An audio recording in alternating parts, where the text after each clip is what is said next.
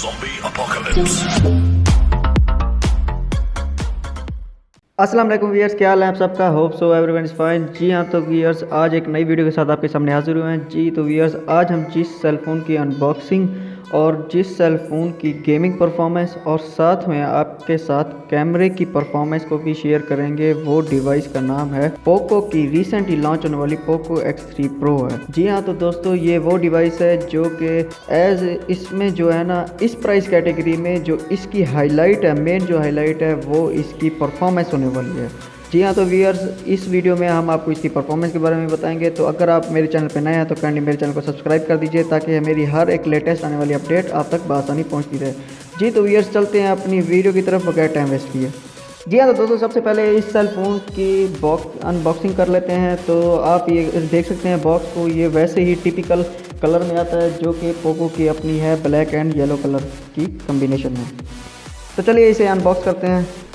तो मैं इसको ट्रांसपेरेंट पेपर से उतार लेता हूँ।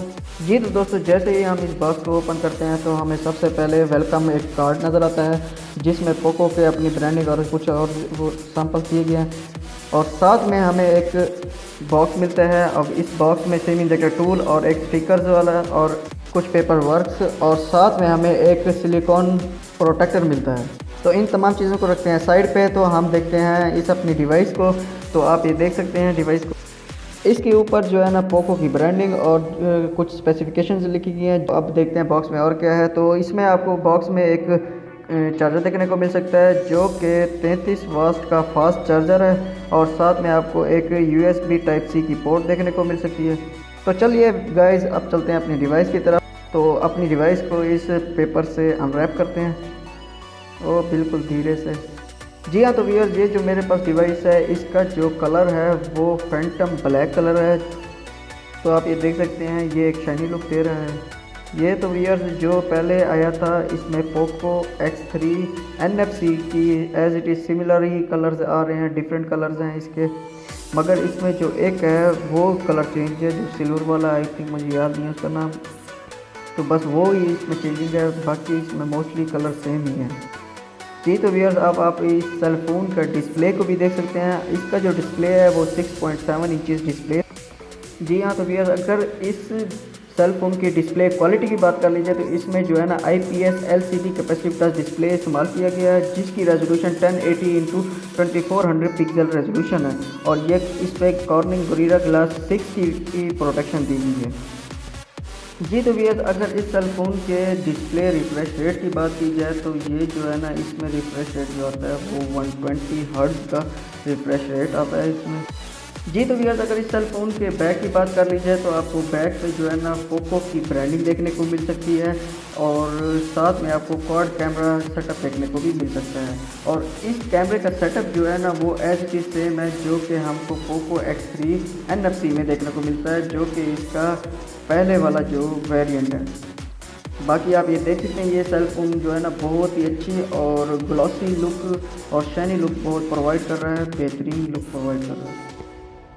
जी तो व्यूअर्स आप चलते हैं इस सेल फ़ोन के टॉप की साइड पे। तो अगर इसके ऊपर वाली साइड पे देख लिया जाए तो आपको इसमें एक IR ब्लास्टर और साथ में आपको सेकेंडरी माइक्रोफोन देखने को मिल सकता है। और अगर इस सेल फ़ोन के राइट साइड की बात की जाए तो आपको इसमें राइट साइड में एक वॉल्यूम रॉकर की और साइड माउंटेड फिंगरप्रिंट स्कैनर देखने को मिल सकता है जो कि इंतहाई फास्ट है। तो व्यूअर्स अगर इस सेल फ़ोन के बॉटम की बात की जाए तो आपको नीचे जो है ना एक 3.5 mm का हेडफोन जैक और Type-C की पोर्ट और प्राइमरी माइक्रोफोन, और साथ में आपको डुअल स्टीरियो स्पीकर देखने को भी मिल सकते हैं इस सेल फ़ोन पे, जो कि इस सेल फ़ोन की मेन एक हाईलाइट में से एक है। जी तो व्यूअर्स अगर इस सेल फ़ोन के लेफ़्ट साइड की बात की जाए तो आपको ना इसमें जो है ना एक सिम ट्रे देखने को मिल सकता है जिसमें एक सिम और एक और हाइब्रिड सिम लगाने की भी ऑप्शन दी गई है। मीन्स के अगर आप इसके साथ एक और सिम लगाना चाहते हैं तो आप मेमोरी कार्ड नहीं लगा सकते, अगर आप एक सिम और एक मेमोरी कार्ड लगाना सकते हैं तो वो भी लगा सकते हैं। तो व्यूअर मुझे तो यही लगता है कि भाई क्योंकि ये जो आ रहा है, ये जो मेरे पास है ये है 256 वाला वेरिएंट, तो 256 मोर देन इनफ मेमोरी है जिसकी वजह से हमें ज़रूरत नहीं होती कि भी इसमें लगाने के लिए, और मिनिमम जो इसमें आती है वो आती है 128 GB।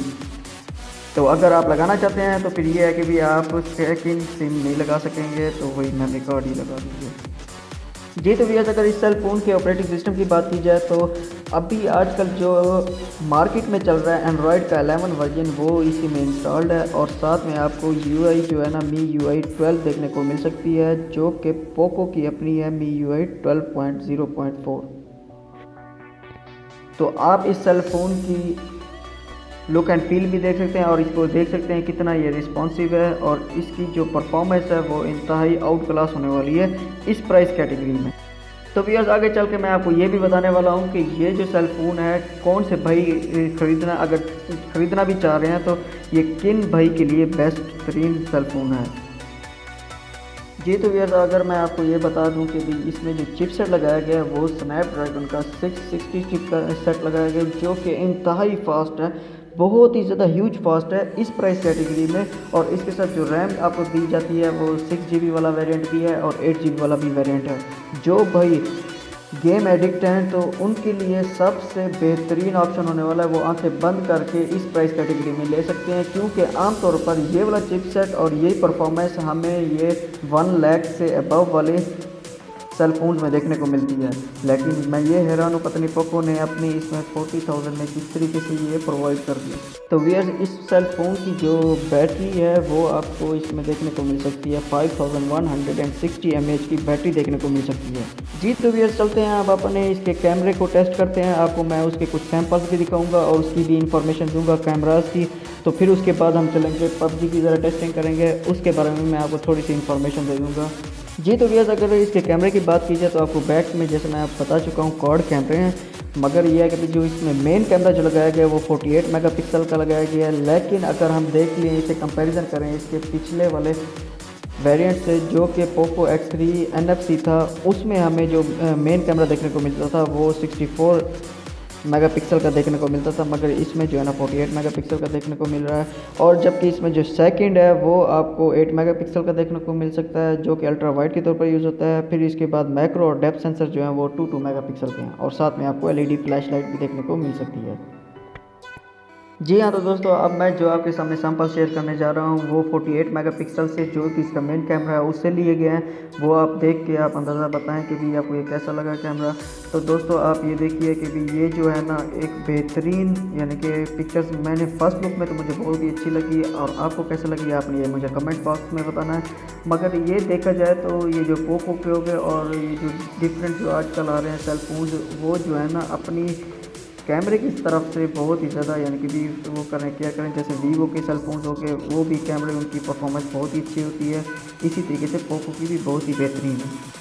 और अगर इसे इसके पिछले सेल फ़ोन के मॉडल से कंपैरिजन किया जाए तो फिर इसमें ये लगता है कि भी बहुत ही ज़्यादा इम्प्रूवमेंट देखने को आपको मिल सकती है इसमें, क्योंकि इस सेल फ़ोन में जो है ना आपको पिछले सेल फ़ोन के कंपैरिजन में ये जो है ना कि आपको इसमें डिटेलिंग और कलर कैप्चरिंग जो है ना आपको एक नेचुरल देखने को मिल सकती है।